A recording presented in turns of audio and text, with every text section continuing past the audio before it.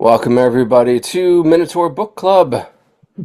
We call this the Minotaur Book Club because the Minotaur was a allegory, a myth, a story about what happens when you try to use things that have been provided for the public good for personal gain, and the downsides and the things and the cautionary tales around that. Does So we've been everybody going back and say again. does everybody know the story? I'll leave it to folks. We've repeated Let me this let me a let few me do it different. real quick because it's neat. That's King Minos, and he wants to gain authority by being named a god by Poseidon, and Poseidon says, "Sure, but you have to acknowledge my authority over you. That your authority is coming from me, and I'll send you a beautiful white bull." That you will sacrifice to me, and that will signify that you were a divine ruler under the authority of Poseidon. Well, the bull arrives, and Poseidon says, "That is too beautiful a bull for brute stock. I'm going to keep the sucker." Poseidon gets pissed, and he makes Minos's wife, Persephone, fall in love with the bull.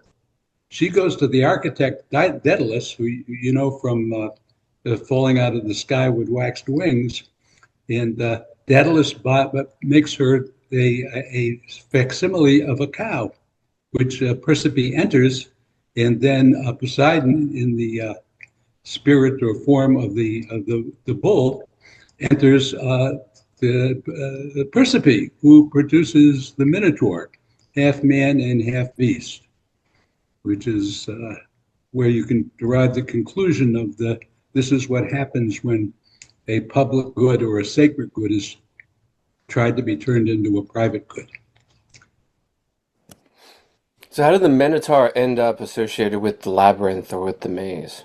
Because in the rest of the story, uh, Daedalus was commissioned to subdue the bull by creating the labyrinth.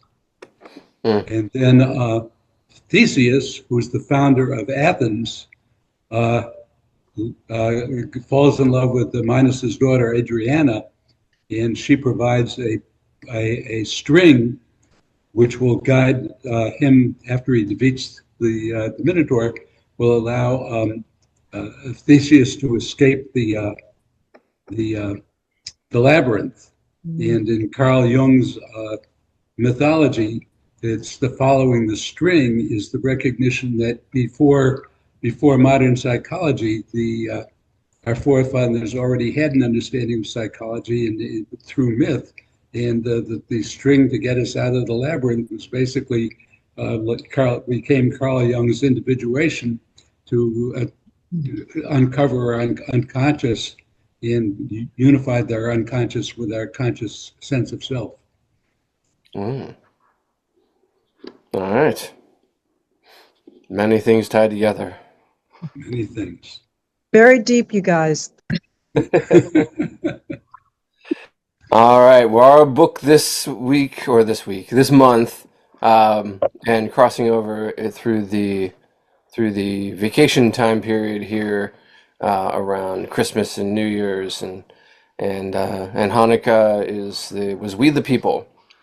So by Jill Lepore, and got cued into this. Jill Lepore's been making the rounds on the various different talk shows and talking about the book, and so we figured we would check this out. It references back to a lot of the things that we were been talking about in our previous sessions. So in the past, we've been looking into um, uh, Common Sense, by Thomas Paine was one of the more recent ones.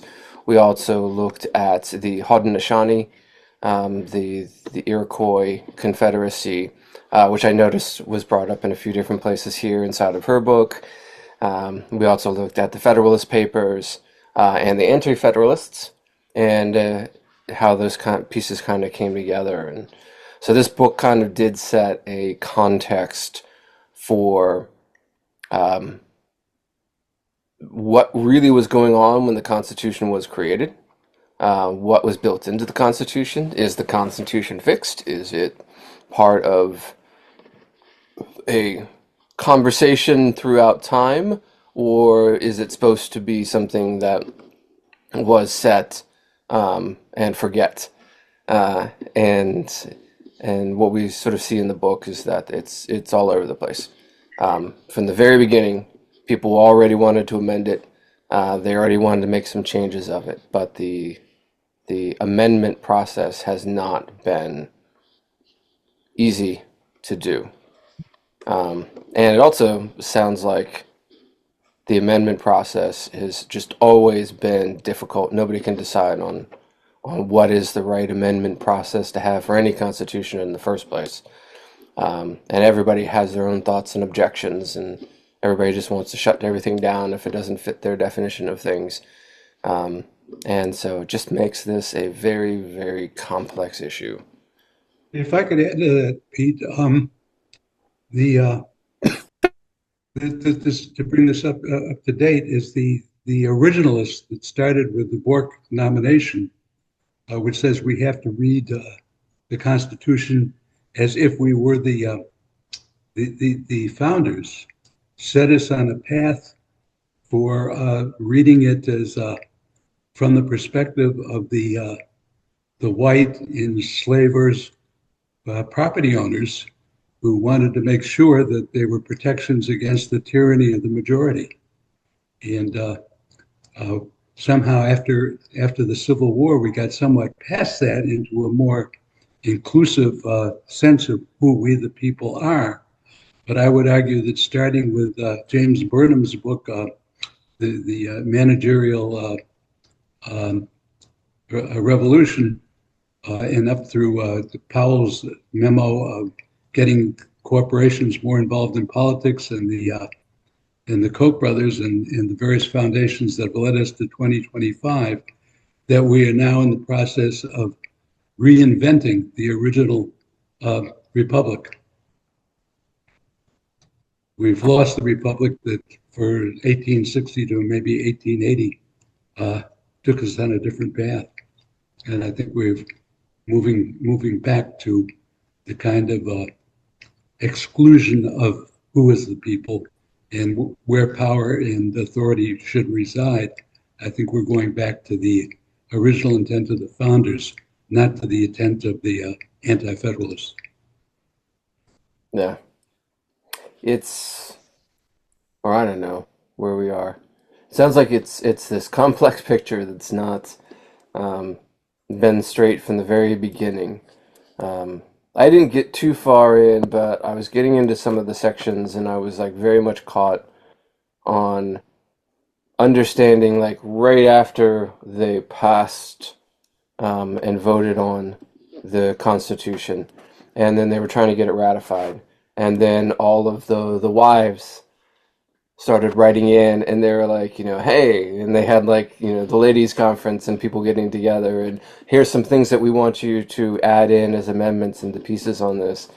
And then hearing John, like the story of John Adams' kind of response to that, which is probably not historically very flattering for John Adams to be sort of remembered on that. But basically his response was, no, like we need to get this ratified as it is, because if we start dealing with the rights of women and what they want in, then it's going to be another couple of years, and then that's going to lead to, as he termed it, more of a slippery slope of, which we wouldn't call it these days, but he's like, then people who don't own property will have things that they want to say about it, and then once that happens, then people who are enslaved will have things that they want to say about it. And so if we don't get this ratified right now in this version that just has to deal with men who are landed property owners, then we're never going to get anything done.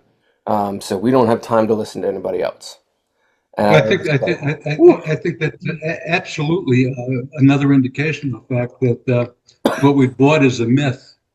Mm-hmm. We've bought the myth of the positive values that the government based on the consent of the people and so on, and all human beings are born with dignity. But then Madison went on to say that but there's a difference between those with ambition and those with talent, and out of those with greater ambition and greater talents, greater inequality will naturally rise, and therefore we need checks and balances in order to make sure that the majority don't rise up and challenge us. Then Shays' Rebellion, Harper's Ferry came along, and that was used later on to justify repression again. So I would say one of the interesting things about Autocracy, Inc. and We the People and the works of Tad Stomer and other people is, and even in Ken Burns' new movie about he emphasizes the war, the battle for the myth of the freedom that we believe in. He did not tell the more important story about the ideological battle between the Federalists and the Anti-Federalists that led up to the split between England, and is really the more important story than the one that Burns is trying to tell. Mm-hmm. I think one of the things that, I mean, this was a true education for me. I mean, I had no understanding of all of the conventions and, the women's conventions and the Black convention, and just this constant. I did find it, I like that you brought up about the wives, because I did find that very humorous that a lot of the wives were sort of infiltrating through their husbands to push their agenda. But I had no idea about all those conventions and how long it had been going on. But what I found particularly shocking, this is a little bit later in the book, was the racism of the women's suffragette movement. And some of the things that Susan B. Anthony actually wrote, and these demands that women were more worthy. Educated white women were more worthy than uneducated Black men. I mean, it was just shocking. I just hadn't really thought about how the two different factions, they all wanted the same thing, yet they were fighting against each other, thinking one was one was more worthy of achieving it than the other. Yeah. Can you guys clarify for me? I mean, I haven't read it, but I want to get the book. Can you guys, that's an interesting point. So were both white and Black men able to own land at that time? I think it was only men, correct? It was only white men. Correct me if I get any of this wrong. So this is based on some of the stuff that I was sort of reading or referencing from the book. I remember there was a story inside the book of the Cupper brothers, who were free-born Black men, Mm-hmm. and they were making this case of, we are restricted or not being able to participate in this, and they say because slaves, but we were not born as slaves, and yet we still cannot participate because of our race. And so it was designed, so based on those stories and what they're telling, like, it was designed explicitly, without explicitly saying white males, it was very clear who was included and who was not included. And they were like, the only thing we aren't is white. Like, we have land. We own land. We are not subject to anybody else. We meet all of the other definitions of people who should be able to participate in the writing of this and the amending of this. But yet we are being restricted from because of our race. And nobody had an answer for them. I would add to that, to repeat to everybody, that we are so governed by our failure to understand the past that we do not understand that today this anti-migration, anti-migrant thing that's going on with ICE is a direct descendant of these same ideas. When they challenge DEI and some of these other things, they're the same in new language, perhaps, but it's the same impulse that the Federalists, not the what the Anti-Federalists were fighting it, and they got at least the Bill of Rights. but this aristocracy of the minority, coming from the papal bulls of discovery and the other one that came through Locke and embedded in the Constitution, was absolutely this kind of a aristocracy, clouded in the myth of the aspiration of justice for all and concern with posterity. Of course, with climate change going on, there's damn little concern for posterity. And in terms of justice, back to one of her major points, the inability to follow up on what Jefferson said, that each new generation should have a chance to write the Constitution in terms of the context of its own time, and the amendment process should be easy, so that under the conditions that we live, we can adapt it to new circumstances, was totally overcome by the Bork and the originalist interpretation of the Constitution, which holds us to the enslavement and the diminishment of the concept of we the people that was established by our founders. And we are blinded. We've developed this myth. So we really do not understand the real historical context and meaning of how we got to where we are and how much we're governed by the past. I think it's interesting that you brought up the myth, because tonight, as I was listening to the book, they were talking about the section all about the bicentennial, right? And I suddenly got very kind of a little sentimental, right? Because I was remembering that time when I was a kid and we all got our little colonial outfits and we walked around and they gave out little fake constitutions everywhere.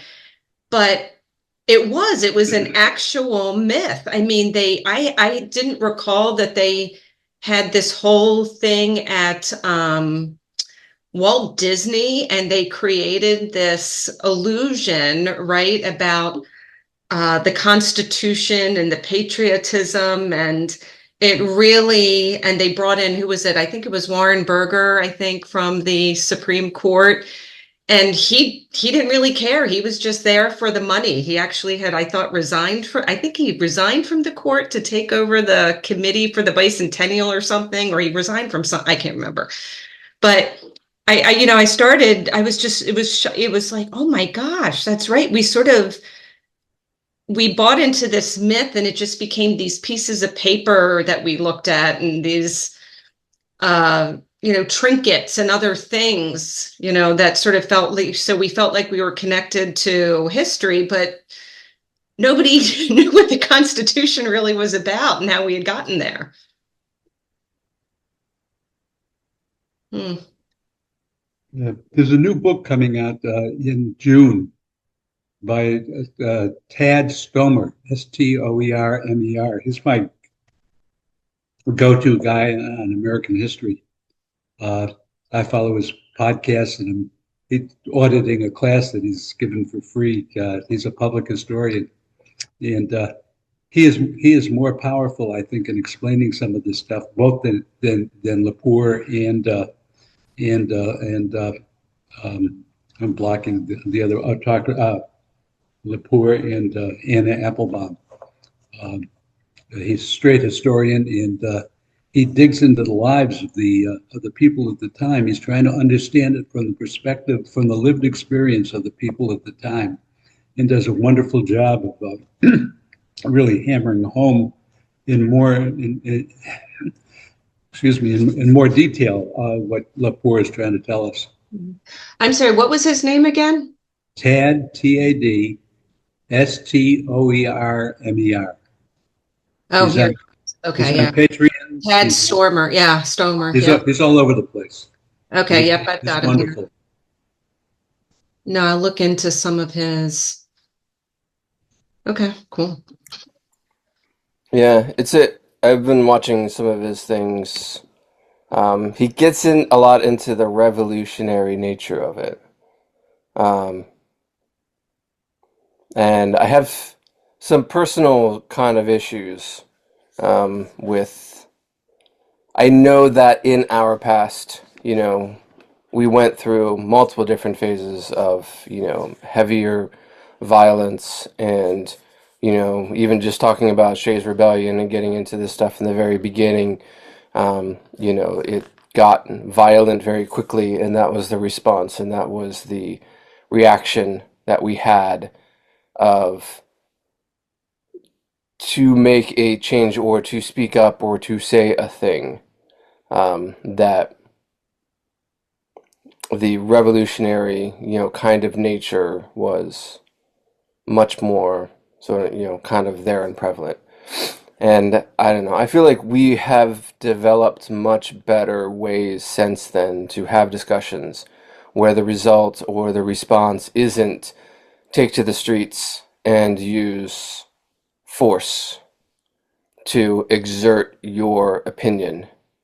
But I think that when we get back to the places where we stop listening to each other, where we dismantle the places where we can start having conversations about this stuff, it does bring us back. And a lot of what we're doing today feels very historical, like we are going backwards in time.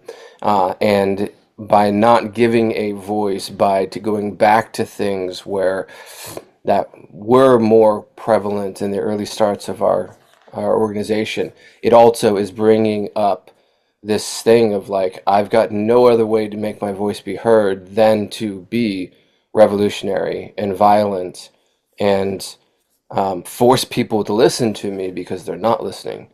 And I kind of see that as not maybe necessarily, well, it is our heritage, it is part of our past. And for me, I'm always looking for how can we develop the new systems that allow us to move past that past. And we have moved past it, not perfect, but we've moved past it in the past. I'm using the past word in different ways, way too many ways in this segment. But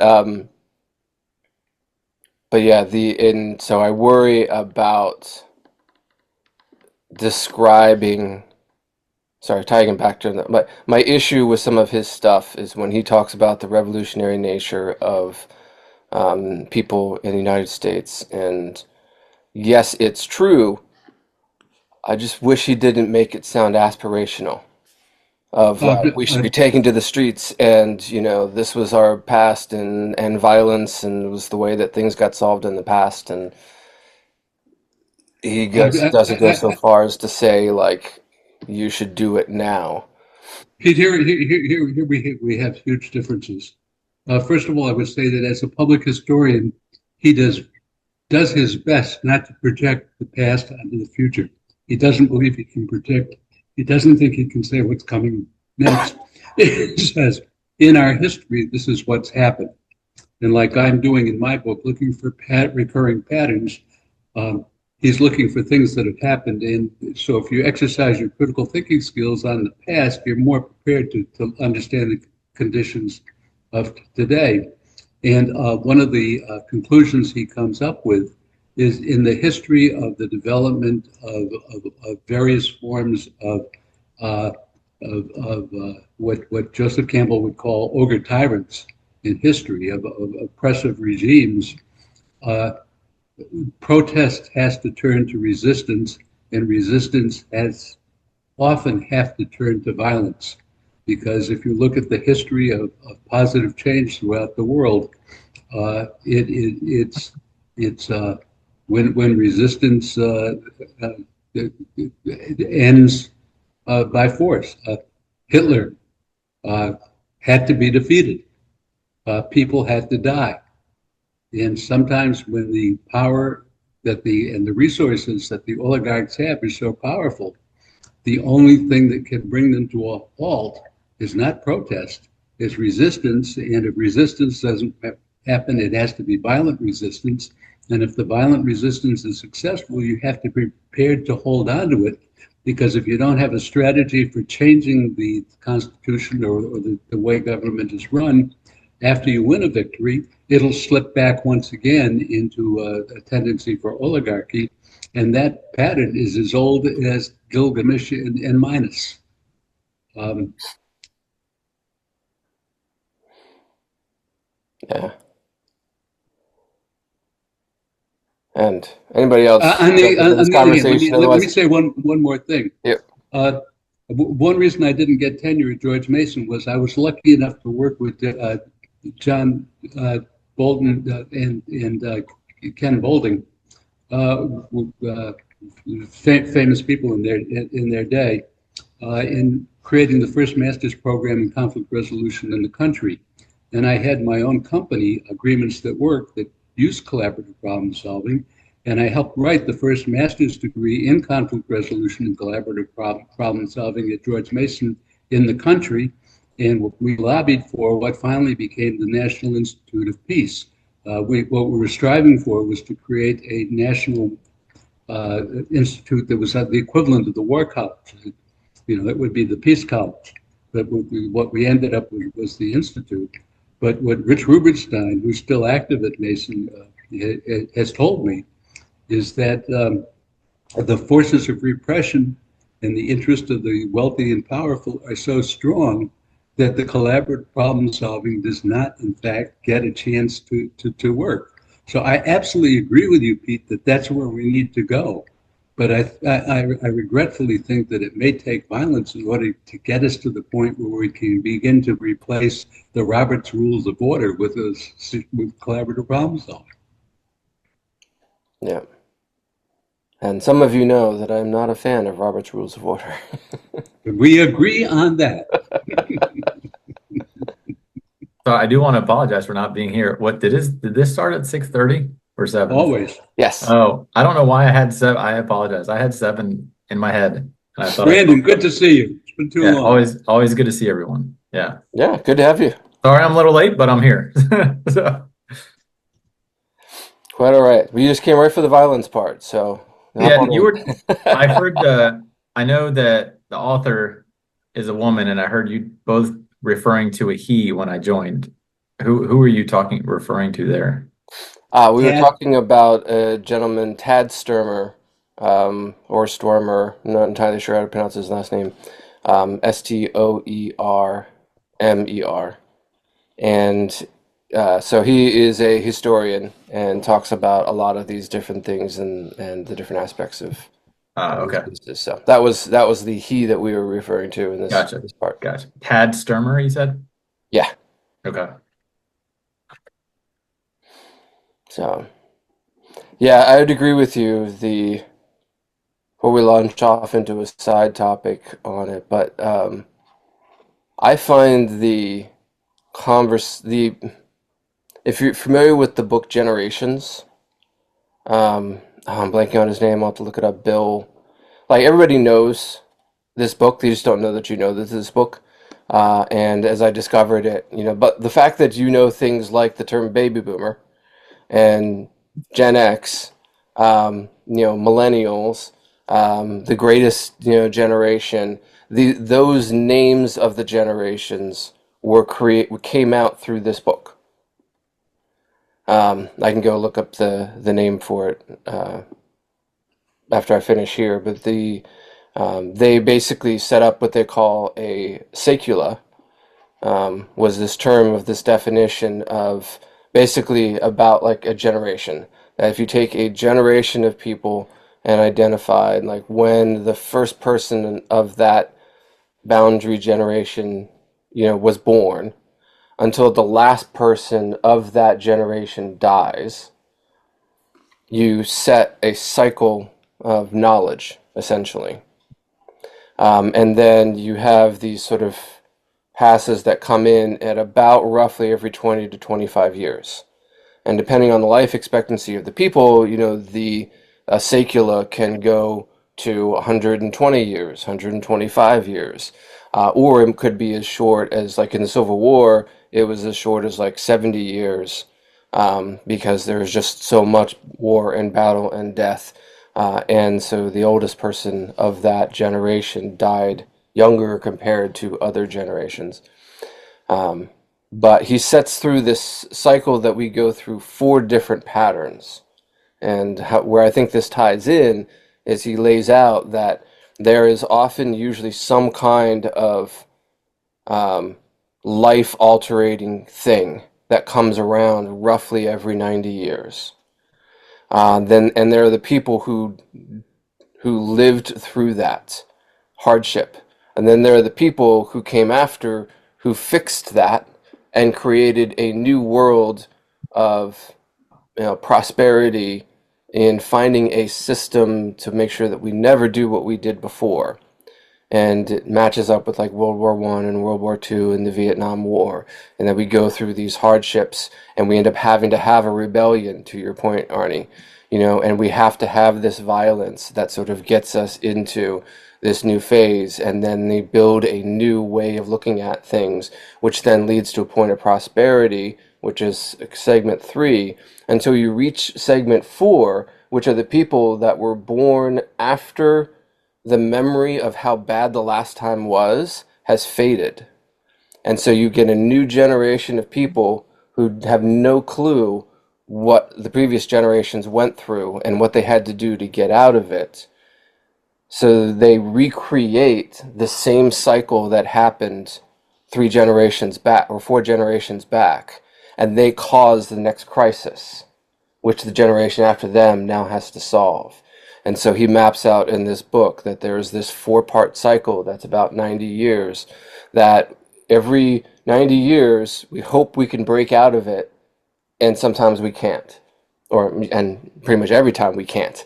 And so we are at that crisis point in the secular cycle, according to the Generations book.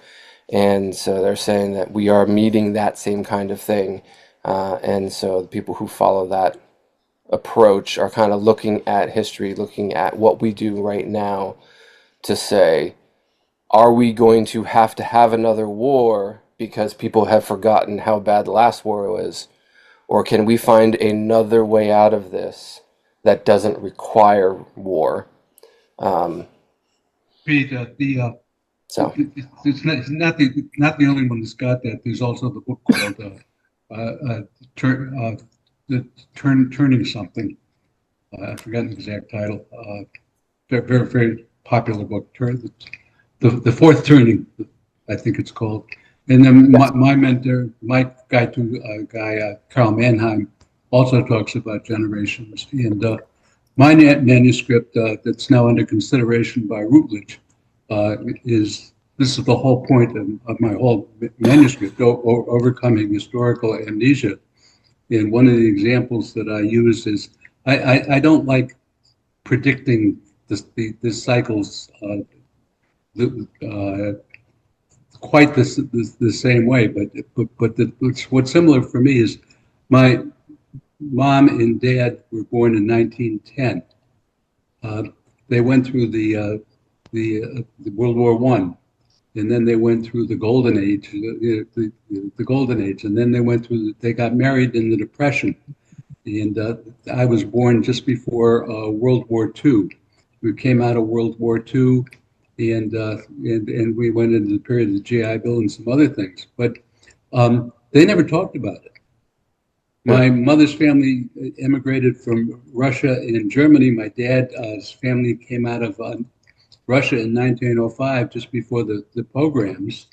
We never talked about it. So the title of my book, Overcoming Historical Amnesia, is not that we don't teach it. Not only do we not teach interdisciplinary analytic skills that could be applied to history, we don't teach the history. And not only is there a failure in the public schools, there's a failure in the inability of the generations to talk to each other. And it just hit me the other day really hard when a very, very good friend of mine, who's in his early 60s, I'm 87, and I were having another conversation. We spent the day together doing stuff, and he finally looked at me and said, it's kind of interesting that us, the difference in generations, that we can actually talk to each other. And at that point, just I got slammed that, the extent to which I think I can interact with people, apparently I myself am the subject very often of ageism that I did not, in fact, recognize. And there's a whole group of people that I think I can talk to that apparently I can't talk to as easily as I thought I could.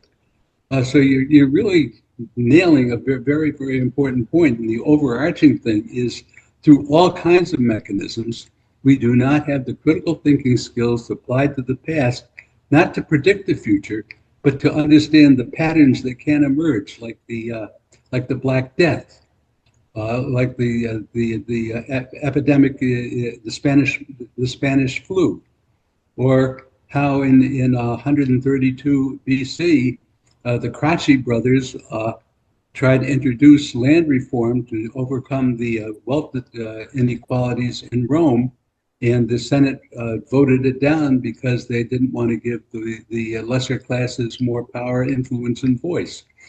This, what we're going through now, repeats over history and history. And if we were teaching it, if we were discussing it, if we know about it, then we become better prepared to understand the conditions under we're living and what dangers we face. And whenever I meet somebody new, my first question to is always, what's the first political event that you remember as you were growing up? Mm. Mm-hmm. Yeah. The names, by the way, were William Strauss and Neil Howe. And Neil Howe is the one who wrote The Fourth Turning that you were talking about. Right. Yeah. Hey, when you were talking about the 90-year cycle and what we're experiencing now, is that in relation to the Gilded Age of America or one of the world wars? Or both? All, yes. All of it, yeah. Okay. Yeah, so like the cycle that they paint out in the Generations book is that World War One was one cycle, and then you look at World War Two, and that came in at a similar phase, and then you go back before that, and before World War One, and there was another phase, and so it's just this is what they're sort of mapping. And my objection to it is if you concentrate on thinking these are necessary phases that will happen during these time periods, you're not focused on the factors and the conditions that are producing the change. So to focus on, we're at year 79, next year is going to be a bitch, I think is not the way to look at the world. Yes. Yeah, I would agree. And I think there is a danger in there that if we think that, there's this pattern and we can't help the pattern, then we become complacent, and it's just like, it's just going to happen again. And we'll just have to figure out how to ride through it, and like, I guess we're getting ready for World War III because the cycle's here again. And there's another book, and I need to look it up and figure it or find out where that author was. I've lost track of that book. But he basically routes the historical progression. And so his book is basically showing that, like, when you actually really look at it and think about where we were 10 years ago, 20 years ago, 30, 40, 50, 60, we have come back around and repeated patterns, but the way we address it now is so much better than the way we addressed it before. I would say that if we're trying to figure out what's going on now, just in terms of the United States and not in terms of world history, that the beginning of the pattern that leads to the 2025 project began with James Burnham's book, or actually it began before that with Walter Lippmann, because Walter Lippmann began to look at some of this stuff and had a meeting of top intellectuals in Paris, which included the economist F.A. Hayek, who's the father of American neoliberalism. And so in one of the introductory chapters to my book, I lay out this path from that meeting in Paris to James Burnham saying that the government isn't efficient. We need to have a managerial economy, up to recently Yanis Varoufakis's book, saying that we're now in the age of the entrepreneurial economy run by techno barons, and that we've become renters and become techno serfs. And then the 2025 report, which is actually governing where we're going now. So I think doing that kind of analysis rather than simply assuming the cycles prepares us to be ready. Yeah.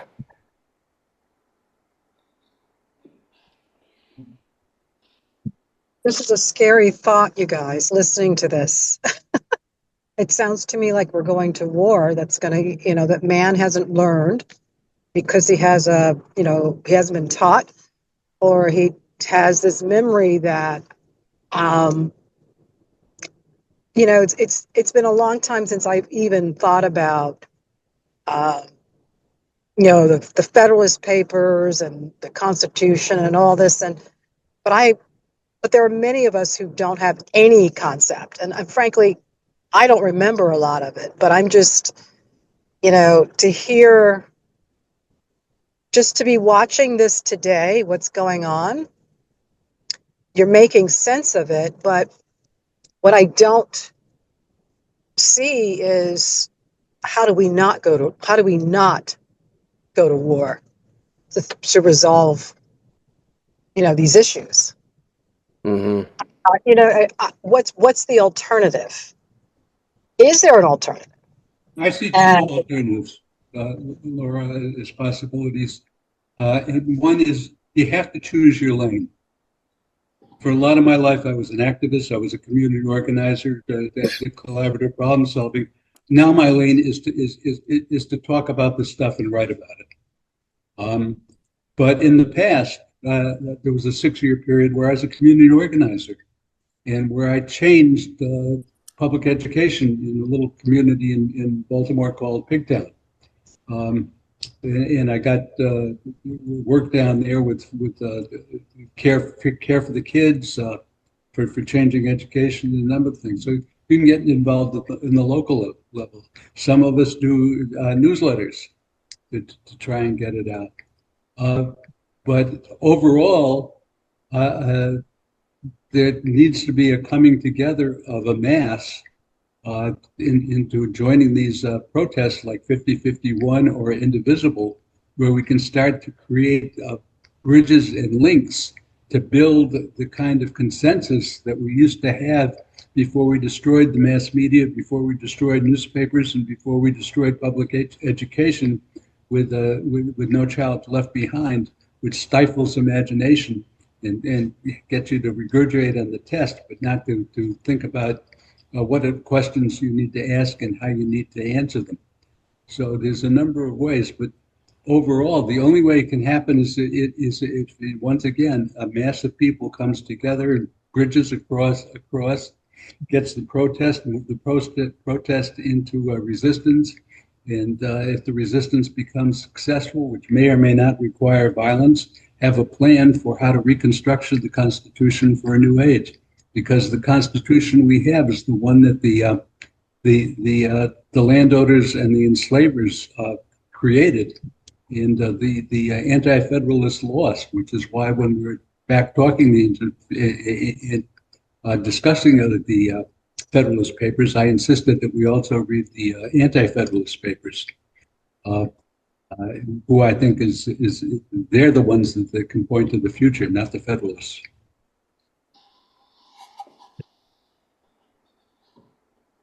I think I do. I feel a lot of your sentiment there, Lee, which is that as you start to look into things, especially in the cycle where we are, you got to fight against the hope disappearing. Yes. What did you say, Pete? You have to fight against the what? The hope disappearing.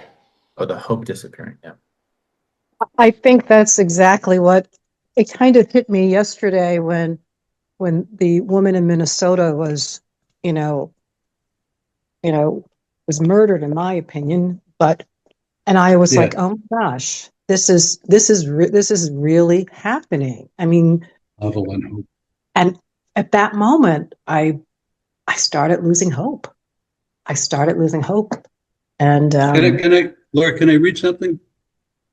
The playwright that became the president of Hungary, I believe it was, during the uprising, wrote a poem called Hope, which I read every morning. I don't have it memorized because I don't want to. I want the new experience every day. So if you bear with me, hope. Either we have hope within us or we do not. It is a dimension of the soul and is not essentially dependent on some particular observation of the world. Hope is an orientation of the spirit, an orientation of the heart. It transcends the world that is immediately experienced and is anchored somewhere beyond the horizon. Hope in this deep and powerful sense is not the same as joy that things are going well, or willingness to invest in enterprises that are obviously headed for early success, but rather an ability to work for something because it is good, not because it stands a chance for success. Hope is definitely not the same as optimism. It is not the conviction that something will turn out well, but certainty that something makes sense regardless of how it turns out. It is hope above all, which gives us the strength to live and continually try new things. That's powerful. Very powerful. It's something to, to remind us of, because without hope, we kind of give up. And, it's very interesting and it's interesting. I'm like a person who doesn't really get impacted by this kind of stuff, or I'm able to turn it off. And, I don't know, but yeah, I think, I have to hold on to it though. I have to hold on to hope and maybe get more involved in different things. But, I work. I'm just coming from work, so it's kind of hard for me to get involved with too much. But I appreciate you reading that. Havel, Havel, on hope. Say that again. Havel, on hope. Havel. Okay, thank you. It reminds me of some of the stuff that Brene Brown talks about a lot, which is that Simon Sinek too, that the courage is not being without fear. Courage is taking action despite fear. And has conversations, and they both are talked a lot of in the military, and hitting, getting some good speakers to talk about, what is it really, the badge of courage, the things that they go through. Like, it's not that the soldiers are trained to not feel fear as they go into a situation, but they are trained to put aside that fear to then make for a positive, outcome, to solve whatever that problem is in front of them, despite the fear, despite the level of the situations. To state what I hope is the obvious is what we're doing here is positive. And if we can grow this group and begin to point to the peoples like Tad Stamers or whoever else uses as a reference, and we can get the word out, then we're part of the resistance process. I mean, Yeah. And certainly what Brandon and Pete are doing with the forward party in terms of questioning well, you guys say what you're doing. You can do it better than I can, but what you guys are doing is also part of the process. Remember, excuse me, this book club is sponsored by the Maryland Forward Party. Yeah. Laura, too, one of our newly elected board of director members. Yeah. So congratulations. Congratulations. Thank you. I was going to say it if you didn't, Pete. And if you're talking to Brandon about how I should fill out the damn questionnaire, tell him I'm here. Wait, were you Not to referring to someone Brandon, else? to PJ. Oh, that's Oh, okay. okay. That's cool. Yeah, so that's one of the things that several of us are doing through Maryland Forward Party, So one of the things I'm looking at is, like, I have a format, Lee, that's called a prioritized problems debate. And Arnie and I started connecting early on when we met each other, because a lot of the stuff that I figured out to do and baked into that is similar to the work he used to do when he was working, in this conflict resolution and the Institute of Peace and all those different things. And so we keep coming back around to finding these patterns which can fix this problem. And it's about getting them and teaching them to the next generation, and using them when these issues come up. And I think one of the bigger tragedies that, I try to fight against whenever I can is that when the situation comes up, we have solutions, but when we don't apply them, we just assume that it's going to be what it's going to be. There's nothing you can do. Like, I feel like that's the hopelessness that I'm fighting against by advocating for these alternate techniques to say there is a way to overcome this and do it without violence and find a new way forward and do these things. But we have to choose to use them. One of the images that I keep in my mind all the time comes from both China and Japan, where if you look at early learning in the schools, the kids are not in rows, they're in circles, or sometimes with no chairs. They're working collaboratively, and they engage in the entire process. So they help sweep up. If they have lunches, they help make the lunches. No Child Left Behind is looking at the outcome, and we've forgotten that Einstein said imagination is more important than knowledge, because with imagination you become engaged and you want to learn how to ask questions and you learn how to look for answers. But we want to see how well the kids are doing, so we're trying to measure the outcome. Do they know this? Do they know that? And we've stifled imagination. We've created, and we still have a pre-industrial school system where get there on time, sit in your chairs, do what you're told, and leave when you have to, and learn your lessons. One of the easiest things we can do in all of our communities is get involved in the schools and change them back to the way they should be. I like what both of you were talking about, right? Because there's this saying, hope is not a plan, right? But you're taking hope and you're marrying it with action, right? And Yes. Looking for an outcome. Yes. Yeah. I, in listening to what you're all saying, the one thing that just popped up in my mind is you're talking about conflict resolution, but then I keep thinking about, but you've got a lot of feelings, irrational beliefs and feelings, and how do you resolve that? To me is underlying a lot of this. People are feeling that one should not be entitled to the same things as another group. One group feels things are being taken away from them, and they're driven by all these irrational beliefs that are generating these feelings that are just, and a lot of it's fear. It's that fear that I guess with conflict, I don't know that much about conflict resolution. In fact, I'm not very good at it. I just kind of go, will either bark at you or I will just shut down one way or the other. I'm not kind of that in between when I'm really passionate about something or if I really feel very, very strongly about something. But I just wonder when you're doing this, how do feelings and how does that come into play when you're talking about conflict resolution?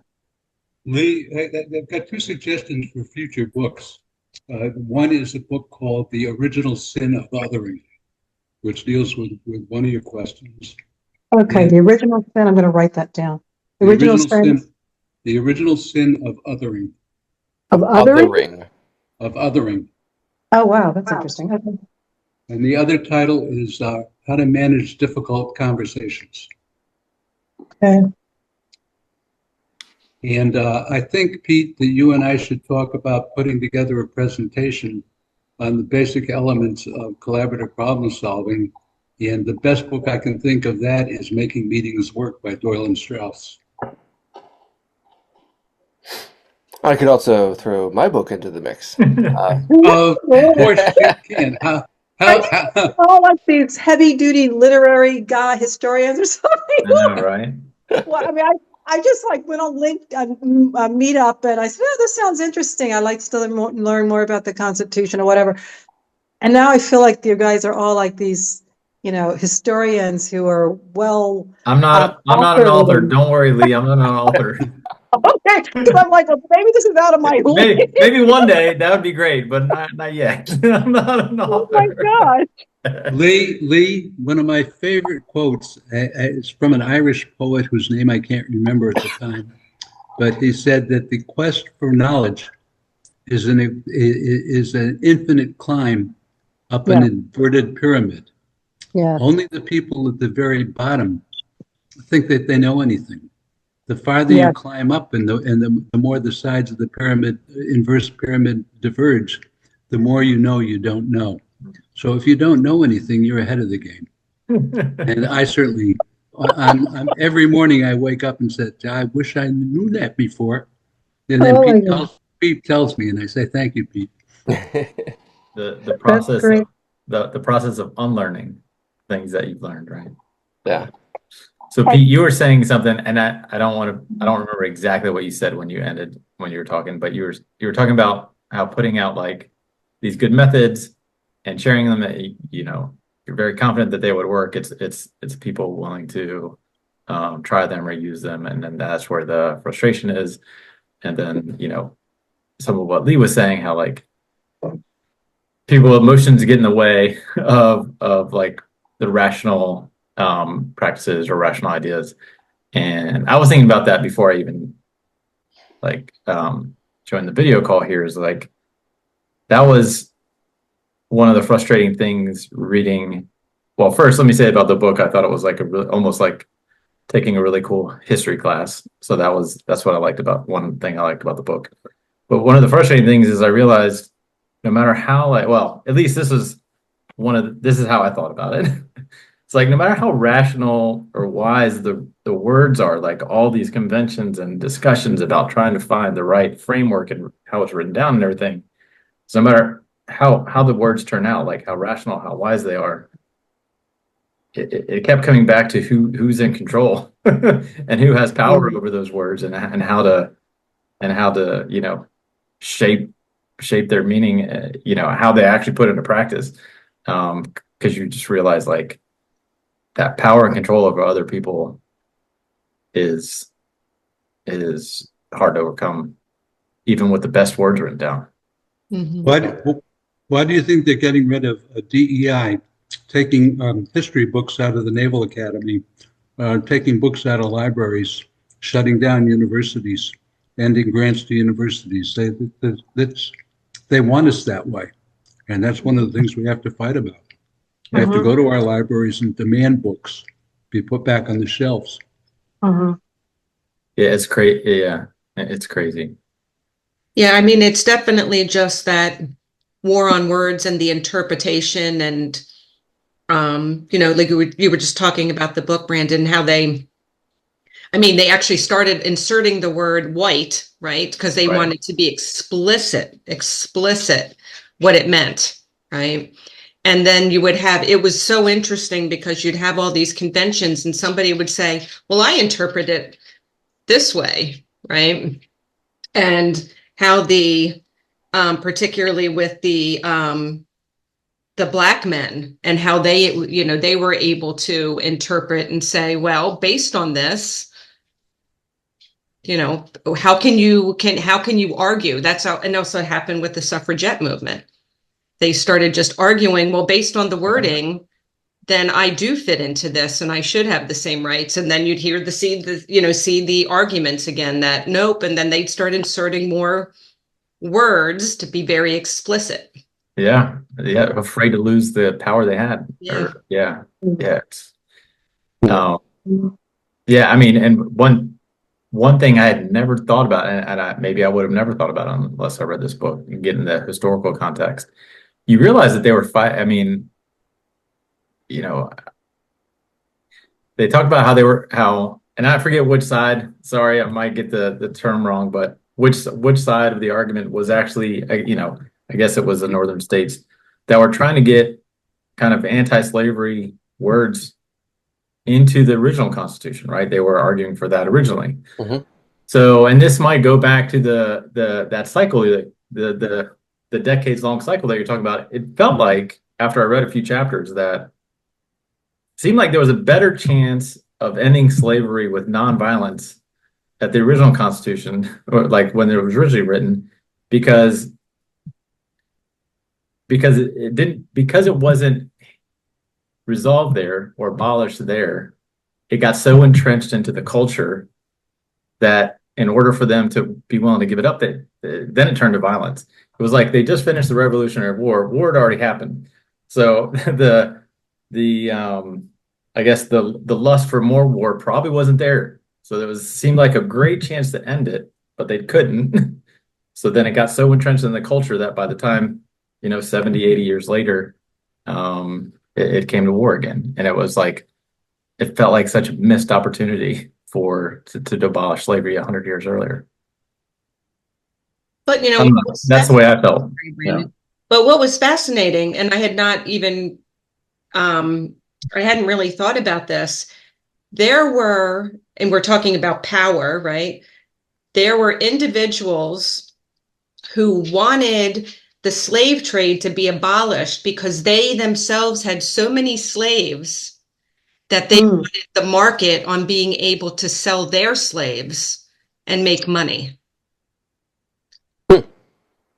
There is actually a piece in there. I think it was in the Virginia. I think it was mostly Virginia because Virginia had more slaves than anyone else. But they were talking about there were people in the legislature opposed who were fine. They were like, "Oh yeah, go ahead, abolish it," because they wanted to hold on to that money and power themselves and sell their own slaves.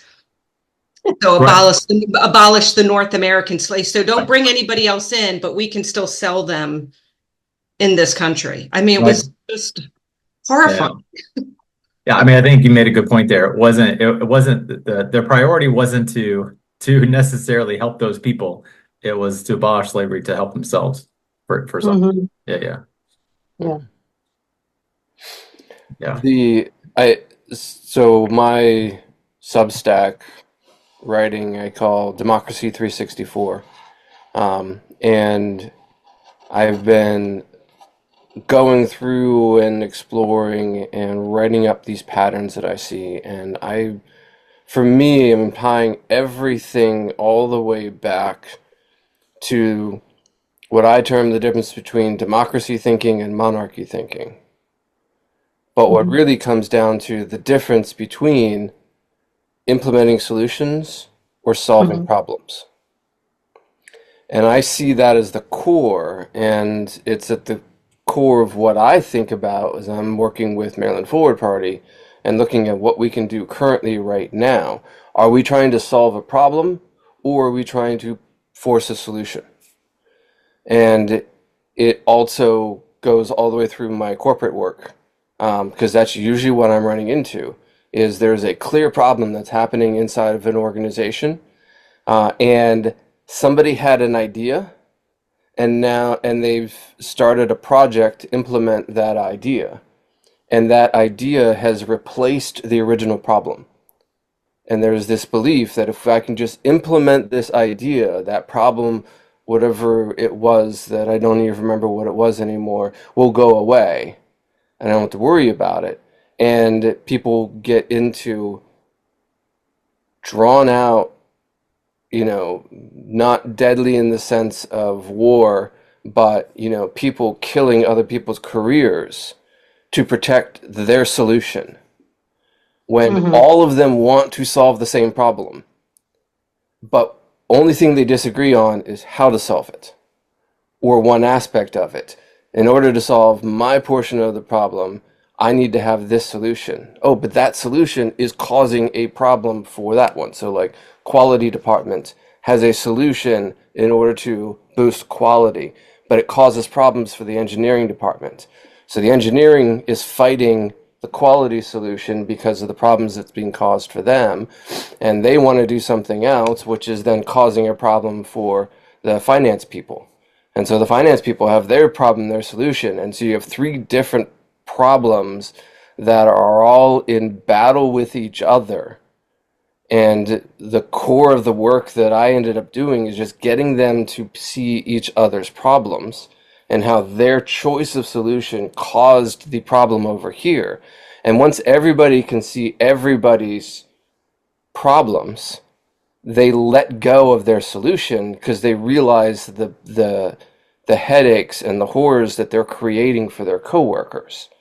But until somebody walks in and can get people to look at all the problems and how the problems affect each other, you've got no choice to get through, and we are constantly working against each other. And so those are some of the techniques that like I bring into the Maryland Forward Party and I'm testing out to see, it works in the corporate world, and I can completely change the direction of an organization, make them profitable, make them fast, make them, productive, build collaboration, deal with emotions, all of these sorts of things, by focusing on problem solving over solution implementation.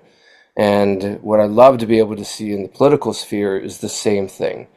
And so that's one of the techniques that I put into my book and into a lot of my writings, is this shift away from implementing solutions and being so focused on our solution, my solution, getting my idea through, which really is the source of every law. And instead, focusing on what problems are we solving for the society and for the Pete, community. let me jump in because there's such a synergy between what you just said and what I'm trying to do in my manuscript. Because I'm making the argument that the disciplines and sub-disciplines have become so specialized that there's no convergence in terms of the analytic skills necessary to look for the patterns that are recurring. And so that my book takes sociology and psychology and economics and mythology, for example, and brings them together as part of the critical skill set that you need to look for the recurring patterns and factors. And that, in fact, is the major selling point that Routledge is looking at as in examining my book. And hopefully, at some point when you post this, my acquisition editor at Routledge will see this. So every once in a while, when I jump in with something like this, I have that in the back of my mind. So that's full confession. Full confession. Well, if your editor or your producer or your publisher is taking a look at this, and they also want to take a look at my book, that'd be good too. So Pete, do you feel like your approaches and your techniques, methods, whatever you call them, that they naturally break down or naturally set aside individualism, set aside like the ego? Is that part of it? It is Like not. I think of Pep. Like I think of Yeah. Pep. I think it does naturally.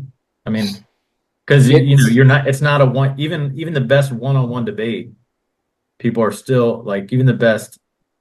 People who are very respectful to their other person. If it's one-on-one, it still seems a natural tendency to, I don't know, win, prove your point or whatever. But in when I think of Pep, or whether it's what's the other democracy?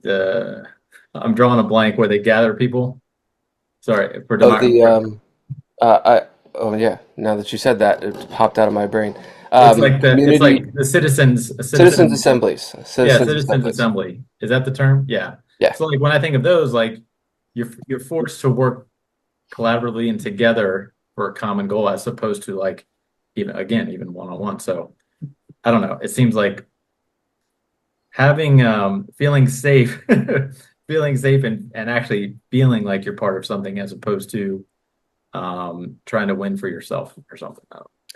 Let me say this, and let me get the quick. So Lee Brandon is mentioning PEP, which it's PEP stands for Prioritized Epic Problems, and it's an alternative debate mechanism. And so and it's one that I built and developed in response to certain things that I was experiencing in some of my corporate work.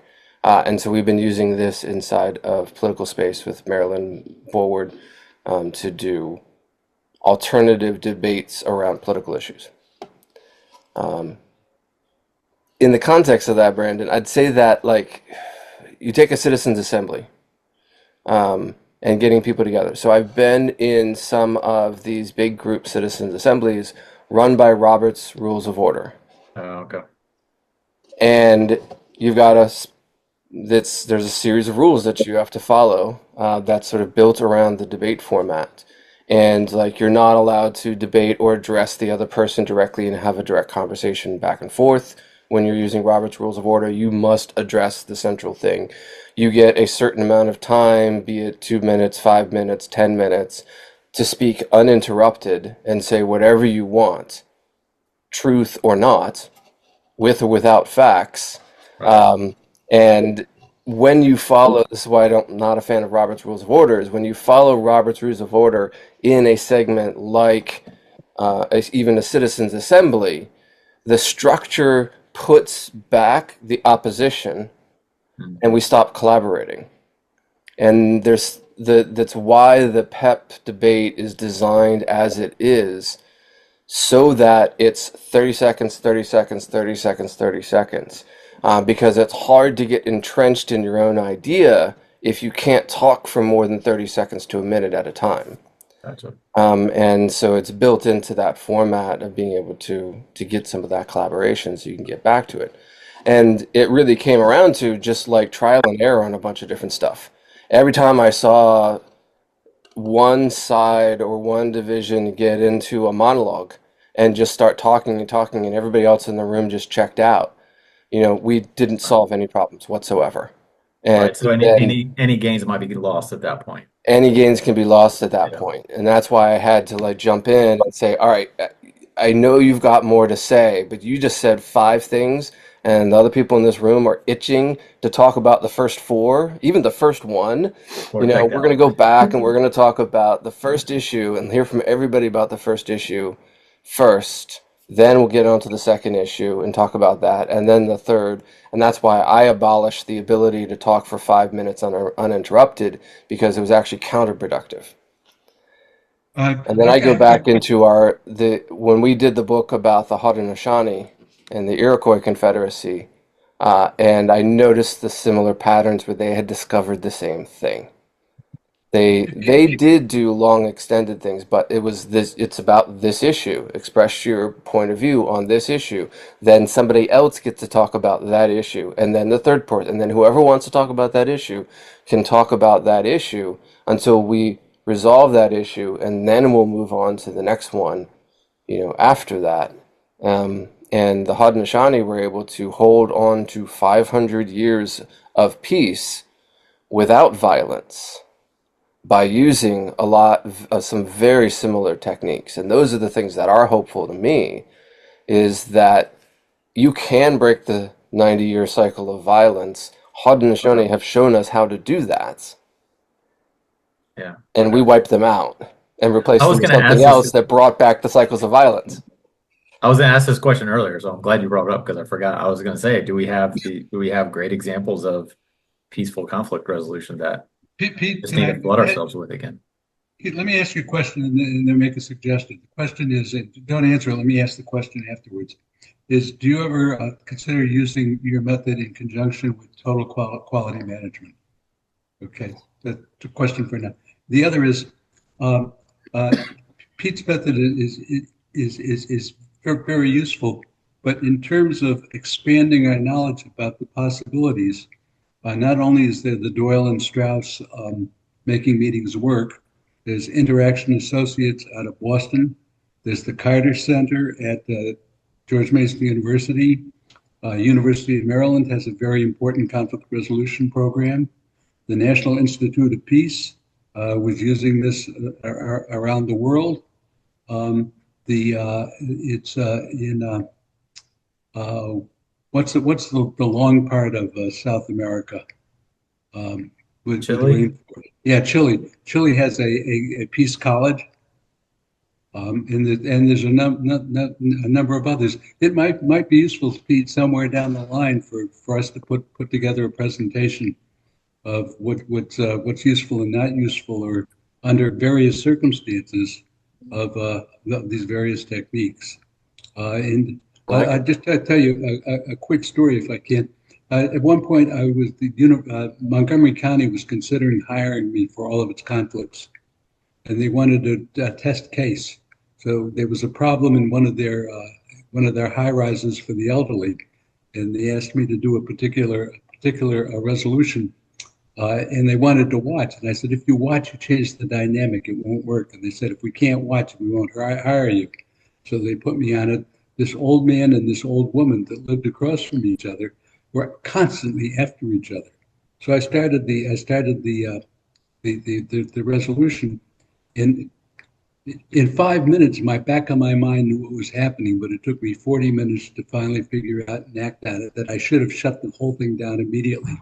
Because the only joy these two people got out of life was nudging the hell out of each other. Oh gosh. There was no way it was going to be resolved. Oh. I did not get the contract.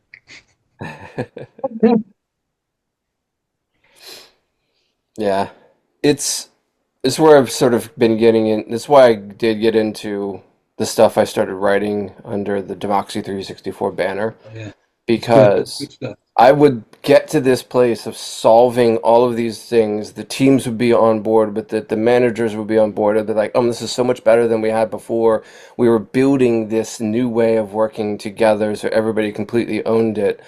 And then somebody in another part of the organization who had no idea what we were doing just came in and said, "Okay, I'm in charge now. Everything that was here before is gone, and you're going to do it my way now because I was hired to do exactly this and wipe out everything that was here before and replace it with my own stuff." And this thought and idea of somebody has the right to come in and tell hundreds of people what to do Mhm. with zero context is at the core of every single time that we fall down and go backwards. Is you can trace it back to somebody who got the authority or got the power, or somebody gave somebody the power and said and told them, you can have it your way, and you now control all 500 people and what these 500 people do. I Yeah. tell you another story. Nancy Grasmick became the head of Maryland State Department of Education. Building is named after her now. And one of the first things she did was to hire interaction associates to teach her top staff collaborative problem solving. And they went in there and they were teaching and teaching and teaching, and everybody was getting very excited about it.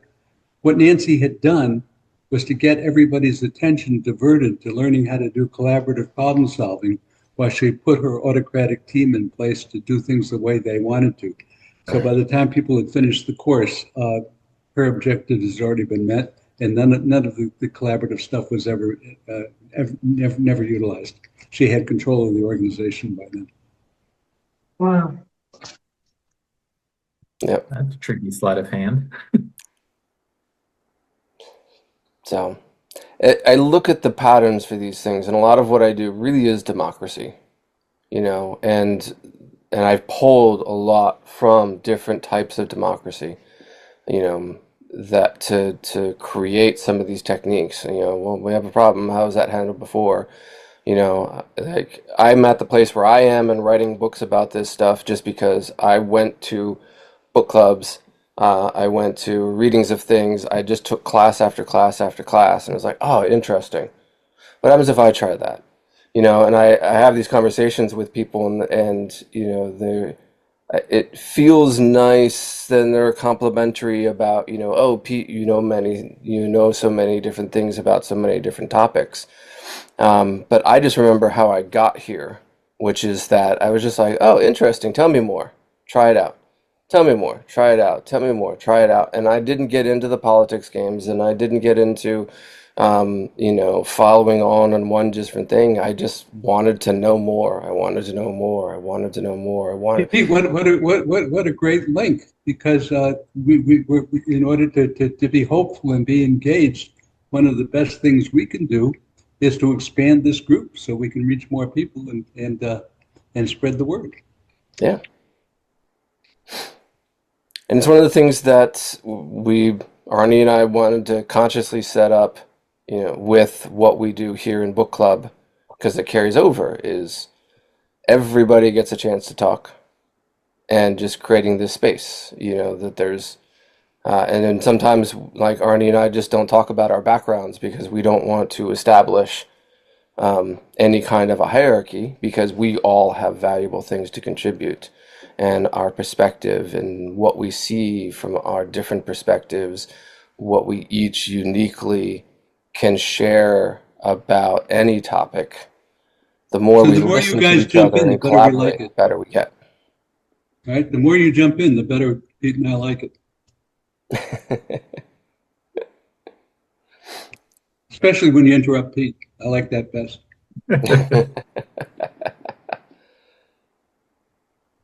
Sometimes I need interrupting. I can talk too much.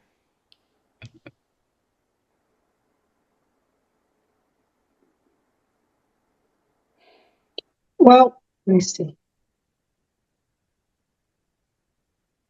So. And that's also why we will have moments of silence like this. Because Arnie and I, because we both have similar training, we know that sometimes you need to not talk Yeah. and let the silence be, and then you'll find new directions in the conversation. Can I tell that story, Pete? Sure, which one? The one where I was working with the 26 members of the Interdenominational Council at Georgetown University, from Orthodox Jew to whatever, fundamentalist Baptist. They couldn't talk to each other. They actually hated each other. And they asked me to come in and start a collaborative process. 26 people sitting around the table. And I don't use canned programs for people to practice on. I want a real problem that they have, so it becomes relevant. So I said, okay, what problem do you all have in common that we can use it to show how the method can work? And that started an hour and 15 minutes of silence. All I did was walk around the circle, look people in the eye, tap them on the shoulder, shrug my shoulders, and finally the silence worked. After about an hour and 15 minutes, they couldn't take it anymore. And somebody said, well, there is one problem we all have in common. It's sometimes when the dorms, a nerd will get paired up in a room with a stud. Everybody said, oh God, yes. Oh yeah, how do we deal with that? And this 6'7" Jesuit priest jumped out of his chair and said, I'll be the stud. It's the only chance I'll ever have. And then we got to work for a very successful year. Silence. Surprised people sat that long in silence, because usually it's very, very uncomfortable for most people. That's how much they hated each other. Yeah, it's a incredibly long time. silence. My two partners that were filling it said, shut it down. I said, nope. Culturally, the Navajo will do that. When you have conversations, you sit and you don't assume that they're finished speaking. They'll end a statement and then you sit and you wait. And sometimes you'll sit there 2-3 minutes and then they'll resume their thought again. I saw there was a TV show. I don't know how accurate it is, but there was in this TV show I was watching, there was a Quaker meeting, and it was all based on silence. It was like sitting in silence until someone had something to say, and they would say it, and then it would just be silence again. So it sounded similar. Yeah, I spent some. I'm not like pushing for anything. I just saw it on. Yeah. Before I jump in on that, Lee, because you keep popping off of mute, so if you wanted to say something.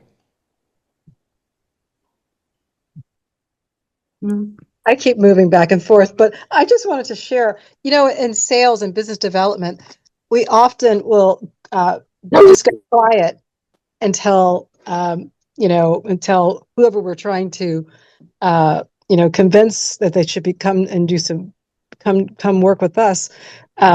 We try to be quiet, but I must say I find it difficult sometimes. So it's not easy. Yeah, it can be very uncomfortable depending on the context. Yeah. Yeah, it is. It is very difficult to be comfortable with the silence, and honestly, one of the ways that I did learn it was I had heard about Quakerism, and I went to go experience, and there was a Quaker church in my neighborhood, and so I spent a while just in Quaker communities and go in, you sort of get introduced to a few of those things, and then yeah, you sit there until you are moved to speak, and they don't have pastors, and they don't have things that are dedicated to they have different regions of it, and they just want to know, like, are you moved by the Spirit to say a thing. And you can tell that there are people who want to speak to break the silence, and and it's a cultural thing, and so people learn to overcome that, and then somebody will reveal a thing. And so then, being the consummate scientist tester, I was like, well, let me try this at work. So, because you can tell when somebody is in mid-thoughts. And so I've gotten to notice some of those differences there. Like, their eyes will go up into one place. They'll be pondering something, and you can usually tell the difference between when they come back around and their eyes focus in on you, that they're done with the thoughts. And so if they're communicating something and they've gone off into space and they've stopped communicating with you, but they're processing, that is the time to stay silent. And then at some point they'll come back around and they'll reconnect with you if you give them enough space, enough silence. And then, just like you were saying, Laura, like, they may then finish the thought that they had started 5 minutes ago and just trailed off on, but you give them that 5 minutes of space, and then they come back and they figure it out. Or like Lee, you were talking about in the sales context, you may have just given them the perfect pitch and they go silent as they ponder it. And if you don't give them that space to ponder what you said already, they don't make it to the point, or you even can undercut your own sale. I've seen this happen many times in working with in partnership, and I do a lot of sales support work, and the salesperson is in there, and the other person is pondering it out, and it's like, oh yeah, I guess if we could do that, and then the salesperson jumps in and tries to sell them on the next thing because they think they're losing the sale, and I'm like, no, and I dial it back, and I'm like, so just talk out loud. And I learned this doing usability testing. So tell me what you're thinking. What's going on in your brain. Just like, go keep thinking, but just say the words out loud as you're thinking about it. And then they start to go through and ponder, and they figure out of like, like in this kind of situation, I could really use what you're talking about. But I wasn't sure about how to do it over there, and I'm trying to think of this as it applies. And now they've given you just enough information that now you know what to say next, because you're answering a question, which then leads to the sale instead of interrupting the sale. And Arnie's staring off into the distance and giving us an Testing. example of that. I think Waiting that to see how long it would take for me to come back around and recognize him. sorry, you guys, that I found that to be very helpful, so and it's very true, because I recently made a pretty big mistake by talking too much at a very crucial moment in time during a very large deal with my boss present. So I started talking too soon, and it was I knew I had done that. I was like, You recognize it right away. I I was like, oh my gosh, what have I done? But we'll see what happens. But it's a hard learned lesson sometimes. It particularly when you have an audience. It's not just yourself, and you have some senior managers who are all watching and so much is dependent, it's on your shoulders. So, but yeah, I think silence is very important though, to allow them to hear what you said, and think about how it can fit into whatever their vision or need or whatever solution they're trying to solve for, and that's very important. So that's I'm trying to keep this, in the forefront of my mind because I'm going through this process right now. Lee, one of the founders of conflict resolution in this country, Brian Wedge, once said that 30% of the time he's a genius, 30% of the time he makes an ass of himself, and 30% of the time he falls asleep in the soup. Oh no. Oh goodness, that's hilarious. Not to worry. Yeah, I think you're right. I think you're right. Thank you. You might like, I'm not sure if she's still teaching this class, but there's Spiral Dynamics, is the name of the organization. The person is Natasha Todorovic-Cowan, and she does this course where she talks about green light statements. And this has been one of the best new techniques I've seen in quite a while. And for me, it's less about the silence and it's more about this process. And so the green light statement is basically like you can sum it up in one statement and then it's super hard to practice. But it's when you're having a conversation with somebody, are you giving them a green light to continue talking about what they want to talk about? Or are you giving them a yellow light saying, I've got something connected to what you're saying, so I'm going to pause you, talk about my thing, and then come back to you? Or are you giving them a signal of a red light to say that, oh, I'm done listening to your thing, I'm already off to something else?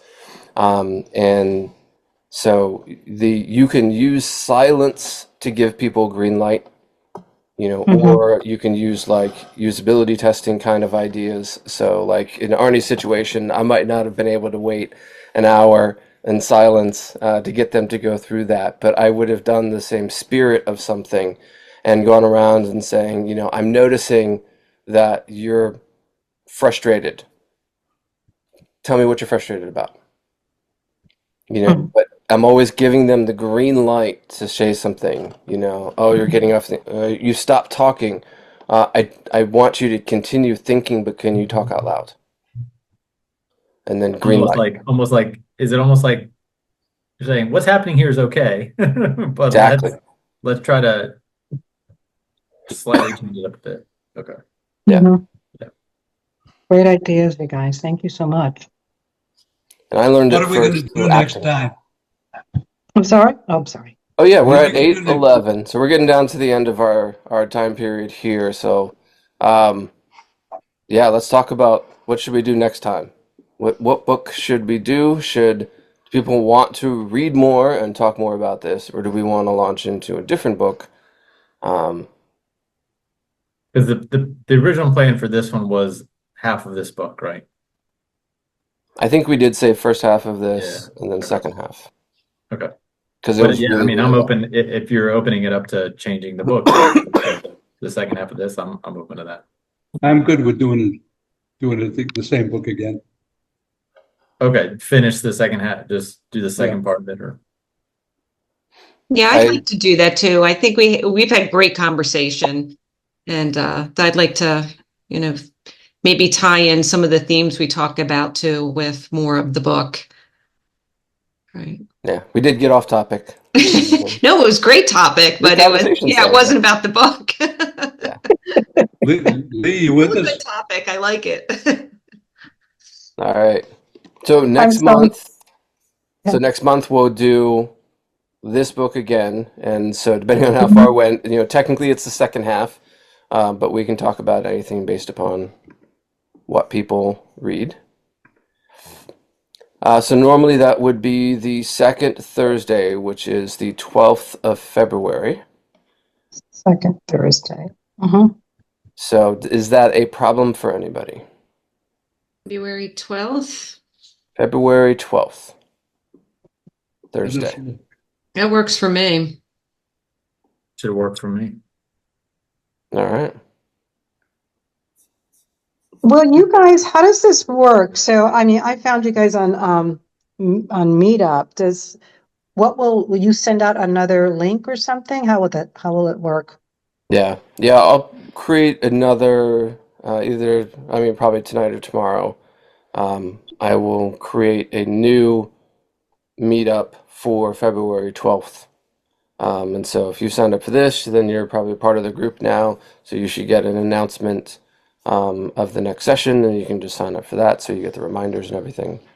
Okay, perfect. And it gives me time to read the book. Please feel free to bring somebody else along. Okay. Yeah. Sounds good. We're a smaller group today. We usually have a few more people. Yeah. I think the December and January were going to be difficult just because we're either right after the holiday season or right before the holiday season. Yeah, I'm conflicted. I like the smaller group for the discussion, but I'd like to see us increase our impact. I'm conflicted. Yeah. Maybe after we finish this book, the following meeting should be ideas for the 28th Amendment to the Constitution.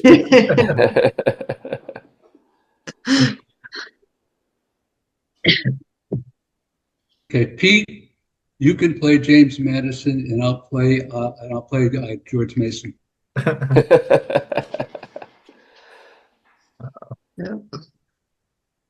Sounds good. Okay. Yeah, even though I guess I don't know if it was the last chapter or the last section of part 2 where it talked about Hawaii, and that was interesting because I barely knew anything about the history, that part of Hawaii's history. That was interesting because I had actually just been in Hawaii in November. Okay. And and you see some of that. They have a lot of the statues and other things out on the street, but I had no idea about the depth of that story.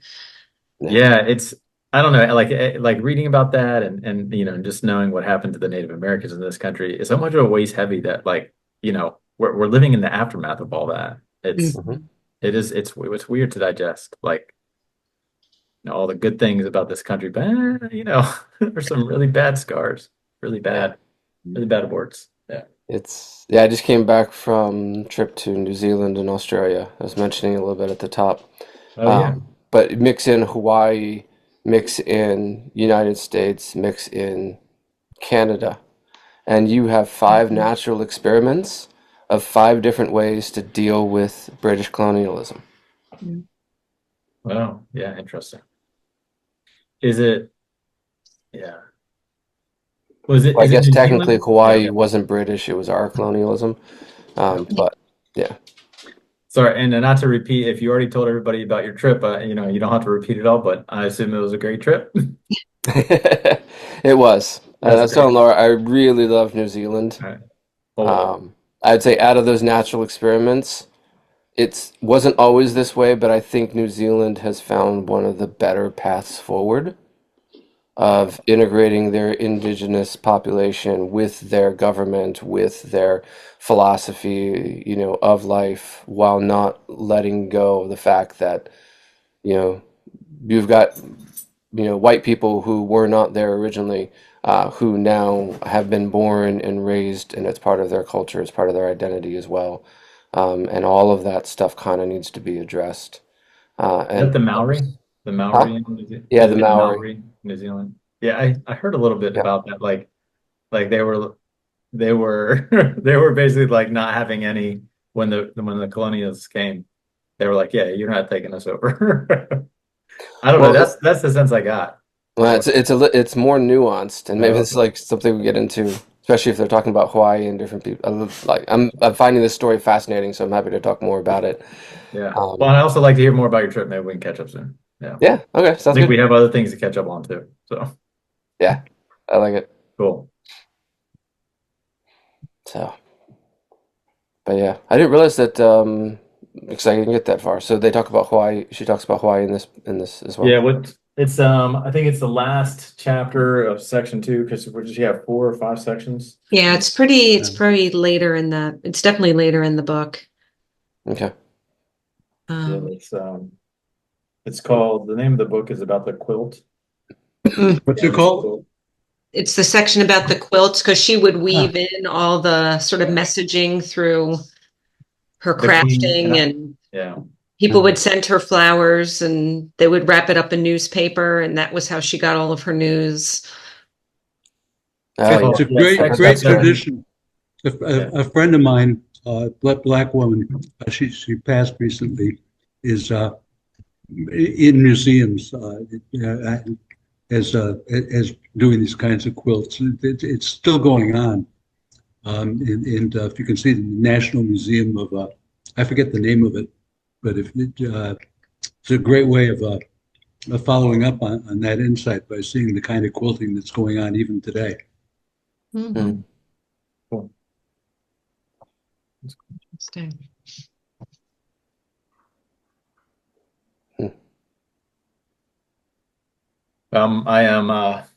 I'm flying to India at the beginning of February, so I'm gonna have a lot of time on flights to read. Ooh. So I'll catch up on reading. If whatever I can't get through, I should have plenty of time on the flights. Safe travels, Yeah, Yeah. thanks. fair winds and following seas. Yeah, I'll get back right before the next club meeting. So Man, that international travel was killing me. Like yeah, that's pretty far. 26-hour travel days, I think 28 hours on the way back, 26 on it. So, Yeah, the trip you did, I'm guessing 2 weeks is, you almost have to do it that way just to feel like you're not traveling, nonstop. yeah. Did one of those things happen where you arrive here before you left Australia? Not quite, Yeah. because I had enough delays in flights and planes and things. But yeah, like left Australia on the way back and landed 4 hours after I left. Yeah. Because I had a 4-hour layover in Chicago. Yeah, when we flew back, I remember my alarm went off in Sydney at like 6:15 in the morning. We got to the airport, we flew in LA, and as we were landing, everybody turns their phones on and everything, and my alarm went off again because again, it was the same. That's so weird. Yep. That's so It weird. was 6:15 again. And who said there's no time travel? I know. Yeah, it was kind of crazy to be over there during the holidays, because we went through, wishes. Like we would have a Christmas Eve, and then the next day would be Christmas for us, as I'm getting all the Christmas Eve wishes from the people Mhm. back in the States, and then we've moved on to the next day. We're in the day after Christmas and the Boxing Day that they do down there. And then I'm getting all of the things about Christmas, wishes and stuff. And it was just so weird to be on a entirely new day from everybody else. Because you'd already gone through the experience. And then they wake up the next morning and they're like, oh my God, it's Christmas. Yeah. Yeah, let's see. Yeah. I'm not sure if it was the Maori. Hold on, I'm trying to look it up. I'm still reading this book, and it goes back to the other thing you were talking about. Yeah, that's it. That's what it is. It was the Maori. Yeah. So you were talking about, was it the generational path? I don't know. So yeah, Mhm. there's this thing called, I think the word in Maori is wakapapa, which is a great word, but it's 7 generational thinking. So it's like you think back basically to your great grandparents, and then so you're basically considering 3 generations before you, and then how your actions are going to impact 3 generations ahead of you. Yeah. And But That is so important. That's incredible. Yeah. there's yes a and book. no. So here's some of the things I was picking up from the travel and the discussions, and we Okay, had some tell us. really good conversations on this, is because that also tied into generational wars. Oh, Because if this tribe did this to your grandparents' grandparents, you still hated them and they needed to die. Mm. well, that's So it has dumb. negative and That's not positive good. connotations, and it can cause harm, and it can cause wonderful things to happen. So, like, it's inherently not good or bad, but I you would can put good protect, or I would bad on top contact, of it. It's I would fascinating. contact, I would contextualize it, Pete, and put it in terms of the preamble of the Constitution with concern for posterity. Following. Say that again, Arnie. In the preamble to the Constitution, the last line is concern for posterity. I would take thinking about the next generation in terms of concern for posterity, which would take us beyond those kind of conflicts. So I agree with what Pete's saying, but if you contextualize it in terms of limiting its meaning, it's let's forget about those past conflicts. Let's be concerned about the climate, the weather conditions, the food, the education, the health of the institutions that we're leaving our next generation, or particularly in the case of America today, the debt and the deficit. Yeah. I mean, at some point, good sense has to take priority, right? I mean, I don't know. Nope.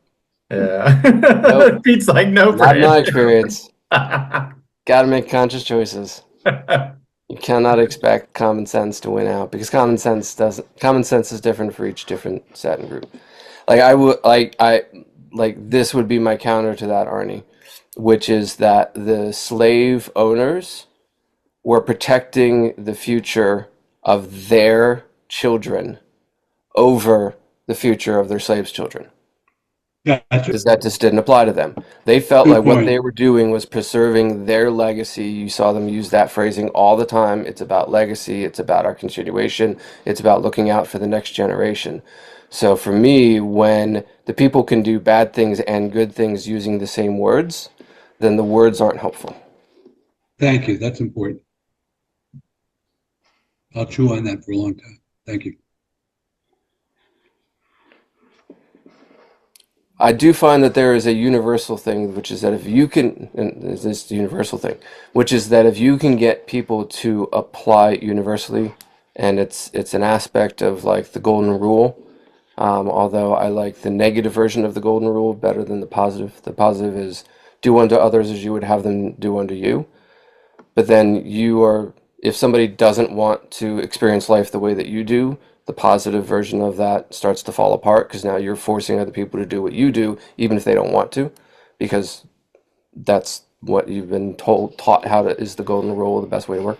But there's a negative version of it, which is do not do unto others that which you would not have done unto yourself.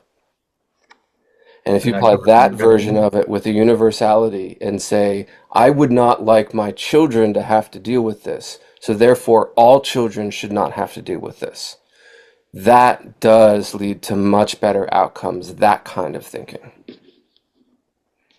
And if we say, like, I don't want to be persecuted, so therefore nobody else should have to be persecuted in this way as well, and I'm going to advocate for that, I do find that that is a great way to carry us into a better future. Good point. Quick suggestion. Once Pete posts this and you take a look at it, please repost it. And share it out.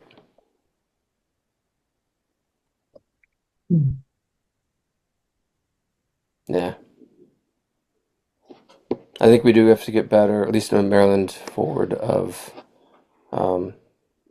taking these things and sharing. Like after they happen, they don't, like it goes up onto the YouTube channel, it's there, it's available, but we don't necessarily point We can people also back. we can repost it on different platforms also. Yeah. So, all right. Cool. Always, Well, always pleasure so much again. wisdom in these 2 hours, guys. Always so much wisdom. Always good conversation. Yes. This is one of our best. Thank you, everybody. Yeah, I have to tell you, it was, I didn't have a great day today and I was like, oh, and I'm going to have to, I've got so much to do and I'm so glad I came to book club.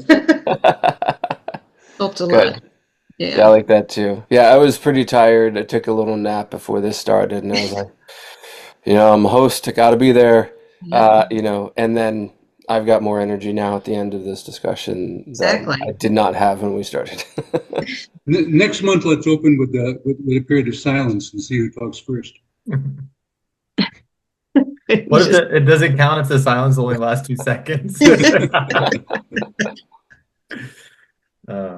Laura, thanks for joining the Ford party and getting involved with the board. That's awesome. Yeah, no, I kind of just went to a happy hour last year and now I'm sitting on the board, who knew? Wait, yeah, I thought I remember were you at one of the dogfish? Yeah, I went Yeah, to okay, it was like the okay. January one I last thought I year. recognized you because that was one that I happened to be at. Yeah. Yeah, and people were everybody I knew was feeling very hopeless, leaving the country. I'm gonna, abandon everything and just leave, and I can't deal with this. And I said, I'm not going anywhere. Yeah. Gonna stay here and hopefully make some sort of difference. Mhm. Cool. Awesome. Well, my guy, Ted Stomer, left a long time ago to go to Denmark. And now has to leave Denmark because problems stemming from the president's talks about using force in Greenland. So you might as well have stayed.